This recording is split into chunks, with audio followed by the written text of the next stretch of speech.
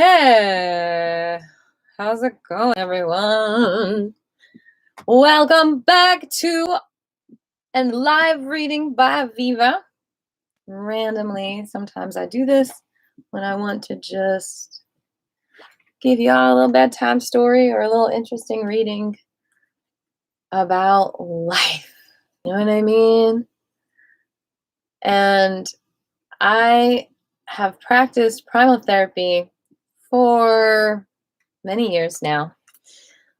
I have had several primal therapists, and this is the recommended reading when you're going through primal therapy. It's called Primal Scream by Author Janov. Now, I will say, disclaimer, I don't believe everything. It's obviously an opinion. It's his analysis, but there are some very interesting theories in this book. And so I figured I would just share a couple of pages, like I do. And just so you can hear an interesting perspective about an alternative kind of therapy that you might be interested in. Who the heck knows? I will say that it's become pretty trendy. I don't know what I'm doing with this hair, but it feels very playful and childlike, which is what this book is about, actually, the inner child. It's been very trendy, though, the Wim Hof, and I'm not knocking that at all. I think it's always good to have more breath in the body.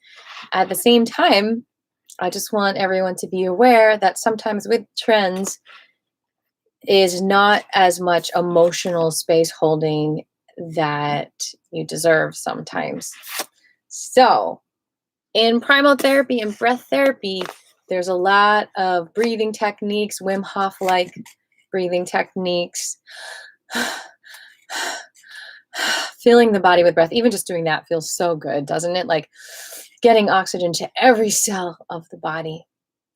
And disclaimer, I'm not a certified primal therapist, so take everything I'm saying with a grain of salt. Sea salt. Put it in your chicken soup, mash it all together, stew it, make it make sense for you. But anyway, what I'm saying is filling every single cell with oxygen helps you to feel possible hidden feelings that were not part of your deep breath because you didn't want to feel it, because you hid it away in a corner, never to be processed. So breathing helps to bring light to those feelings. Helps to give you spinal alignments. It helps you just fill up your cup with love.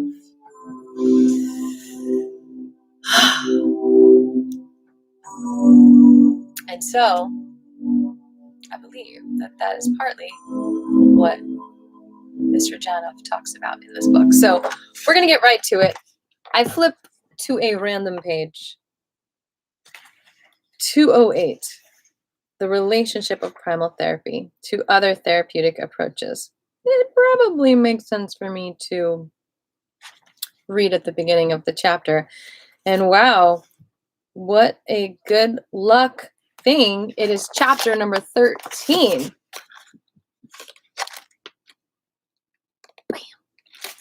Okay, so here we go. I'm just going to take like 5 more minutes of your time, and then I'm going to go about my day. You're going to go about your day, and it's going to be amazing. Okay, the relationship of primal theory to other therapeutic approaches. Primal theory is a conceptual structure formulated to explain a phenomenon that occurred in my office. I believe it is a unique theory and not a simple extension or modification of an already existing one. However, aspects of primal theory can be found in other psychological approaches.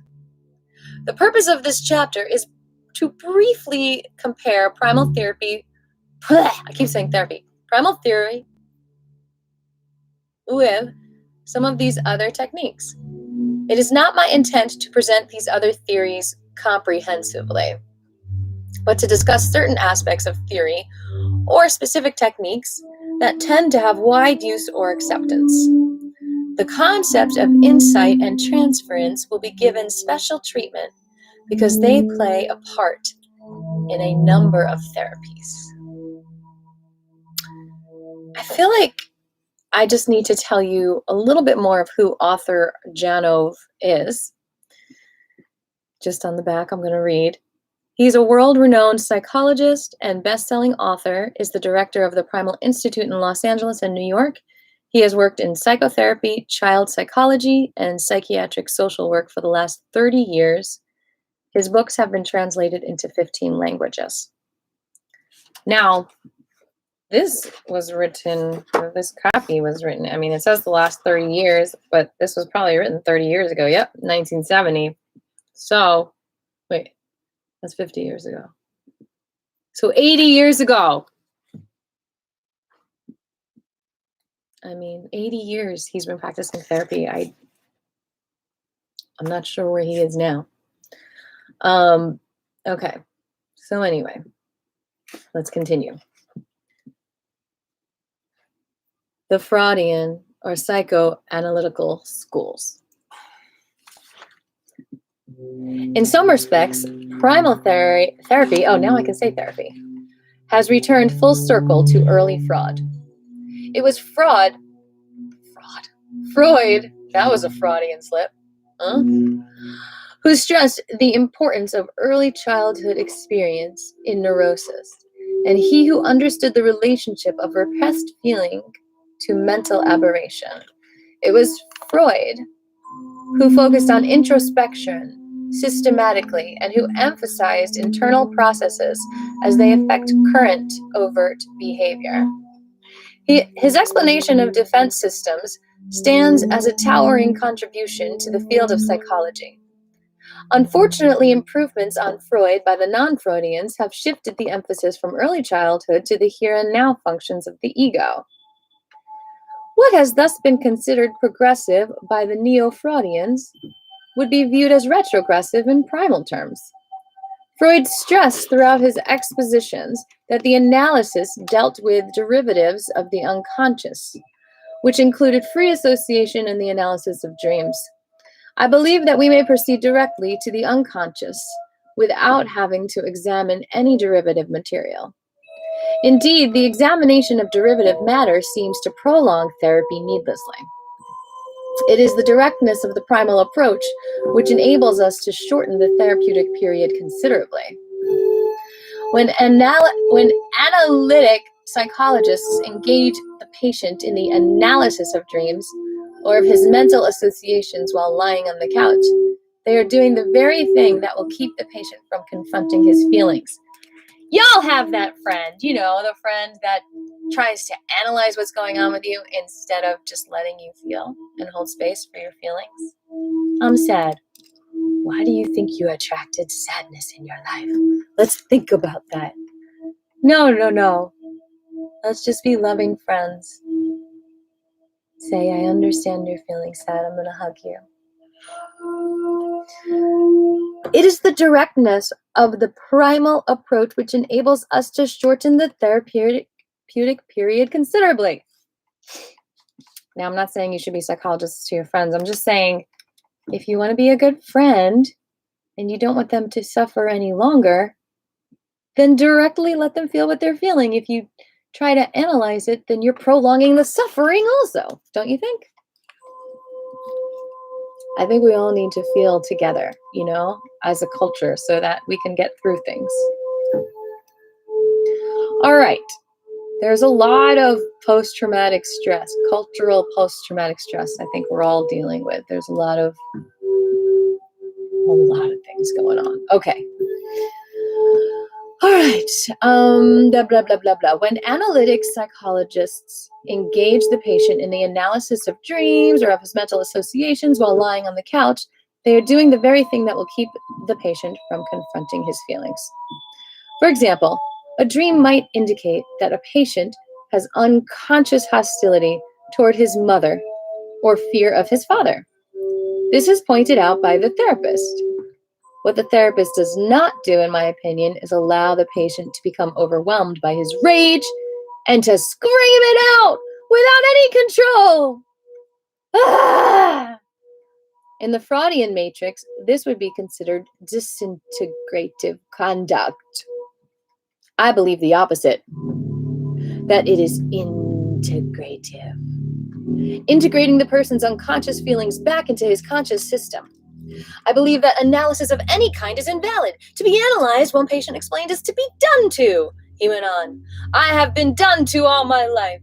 What I need is to experience. I want to make clear exactly what I mean by the Freudian analysis of derivative material. Let us think again of the primal paradigm. There is a need or feeling which cannot or dare not be felt. It is blocked, and what emerges is something symbolic, a substitute thought or act. Analysis of derivative material is an analysis of that symbolic realm and is bound to become detoured into a never-ending entanglement of symbols such as dreams, hallucinations, false values, illusions, or whatever. Graphically, it would look like this.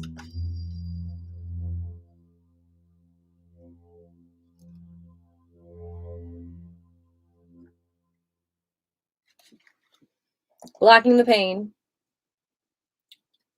with illusions, false values, and philosophies, dreams, and hallucinations. All right.